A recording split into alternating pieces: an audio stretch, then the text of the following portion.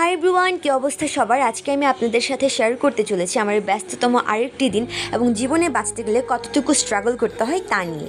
কাল আমাদের শো, তো আজ রাত 11টায় আমাদের জানিয়ে দেওয়া হয় যে কাল আমাদের শো আছে, কিন্তু আমাদের কোনো প্রস্তুতি ছিল না শোয়ের জন্য।